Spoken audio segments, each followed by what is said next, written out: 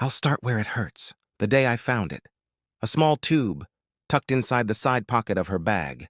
Men's lubricant, not ours, never ours. I froze. My fingers pressed against the fabric like I was touching a live wire. My wife, my partner of 8 years, had never brought anything like that into our home. Not for me, not for us. That tiny object said more than words ever could. She was cheating. I didn't scream. I didn't confront her. I just zipped the bag closed, placed it back exactly where it was, and walked away, my face calm, my chest burning. That night, while she showered, I sat on the edge of the bed, replaying years of memories like old film reels. Her laugh at our wedding, her tired smile after our first miscarriage, the nights she held my hand when I was too broken to sleep. For a moment, I doubted myself. Maybe I misunderstood. Maybe there was some explanation, but then I remembered the late work meetings, the locked phone, the distance in bed, the way she slept on the far edge of the mattress. No, I wasn't wrong.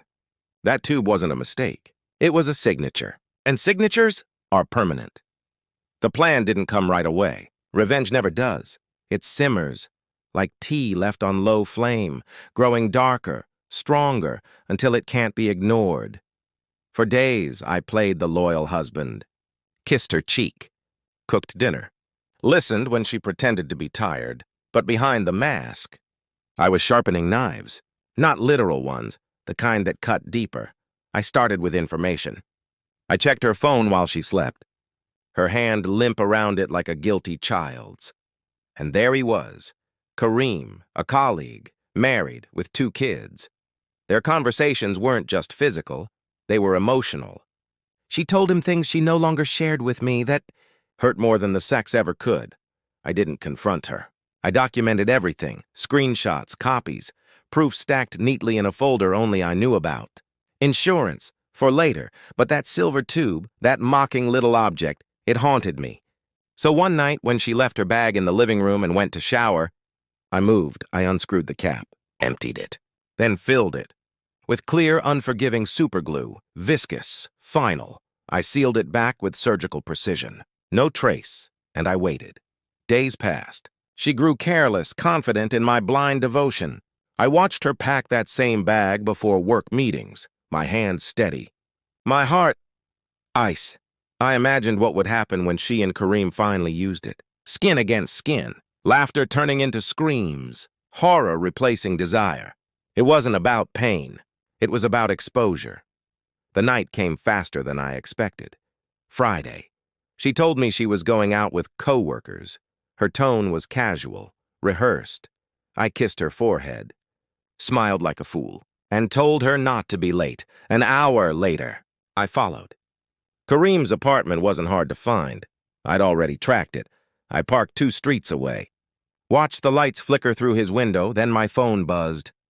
A text from her. "Don't wait up." I almost laughed.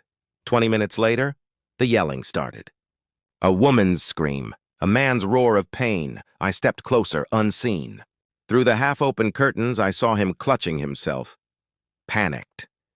Her crying. Both trapped in their own lust-turned disaster. Neighbors gathered. Someone called an ambulance. Red and blue lights painted the walls. Kareem stumbled out, pants half on, humiliation dripping from him like sweat. My wife followed, mascara streaked, trying to explain the unexplainable. The paramedics knew. The police knew. Everyone there knew. They weren't just caught. They were ruined, but I wasn't done. The next morning, while she slept in the guest room, broken, ashamed, I printed the screenshots. Bound them neatly in a manila envelope. Then I sent copies to Kareem's wife, to his HR department, and finally, to her parents. The fallout was nuclear. Kareem's wife filed for divorce. His company suspended him for misconduct, and my wife's parents called me, voices heavy with disappointment, asking how she could betray the man who gave her everything. When she woke, she found her bags packed at the door. My silence was colder than any curse. She begged, cried, promised it meant nothing, but her tears weren't for me. They were for herself. I handed her the divorce papers I'd already prepared. Told her I wanted nothing, and except freedom. I didn't shout. I didn't insult. I just signed my name, placed the pen in her trembling hand, and walked away. Revenge isn't fire. It's ice. It doesn't burn fast and wild. It freezes, slowly, until the betrayer is trapped inside the glass cage they built themselves. When people ask why I look so calm, I smile. They don't know the satisfaction of silence. They don't understand the beauty of letting someone destroy themselves with the very tools they hid from you. She thought she was clever. She thought I was blind. But I saw everything. I waited. I chose my moment. Now she lives with scars deeper than mine. And me? I'm free. I lost a wife, but I gained something far greater. The reminder that betrayal only has power when you give it power. That the best revenge isn't anger. It's control, and control is something I never lost, not for a single second.